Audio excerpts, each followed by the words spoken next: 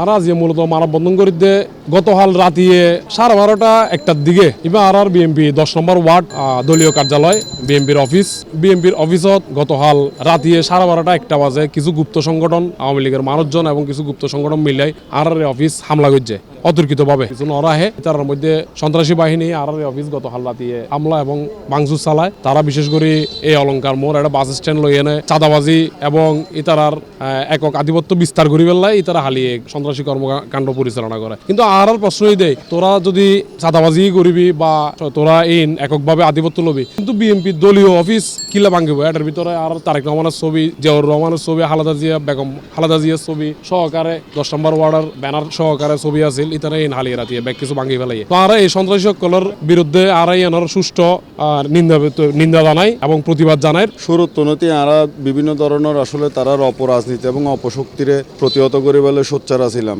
বিভিন্ন ধরনের তারা বিভিন্ন গুপ্ত পদক্ষেপ অতি শুরু করি জনমনে বিভ্রান্তি গুজব এবং আর জিন দলীয় অফিস আছে ইন বেগিন লইয়ারে তারা বিভিন্ন ধরনের অপরাজনীতি করিবার চেষ্টা করছি। আর বিভিন্নভাবে প্রতিহত করছি। যখন নির্বাচন সুষ্ঠুভাবে ওইবার পর যখন আর নেতা কর্মী হল এবং আর যারা সহযোদ্ধা কর্মী যারা আছিল বেগুন শারীরিকভাবে অবশ্যই ক্লান্ত এবং বেগুন যখন রেস্টত আছিল এই মুহূর্তে তারা কি করছে গুপ্তভাবে আওয়ামী লীগের সন্ত্রাসী গোষ্ঠী রাতিয়ে আনুমানিক রাত খালিয়ে 12:30 একটার দিকে আর এই দলীয় অফিস ভাঙচুর করছে। এই আসন্ন ত্রয়োদশ জাতীয় সংসদ নির্বাচনের মধ্যে বিএনপি যে বিপুল ভোটে বিজয়ী এই বিজয়ীদের মানে রেসিবে মানুষের যারা কর্মী আছে নেতা আছে তারা এত পরিমাণ উপভোগ করেন এই সময়ের মধ্যে আর একখান ক্লাবহীন তারা ভাঙতে আইন ইতারা যারা সাধারণ আওয়ামী লীগের সমর্থন করে ফেসিস্টের সমর্থন করে যারা ঘরের মধ্যে নির্দিতে ঘুমজার ইতারা ঘুম হারাম করে ফেললাই এই কুচক্রি যারা আছে ইতারা এই ঘটাইন সাধারণ মানুষেরা হস্ত দিবে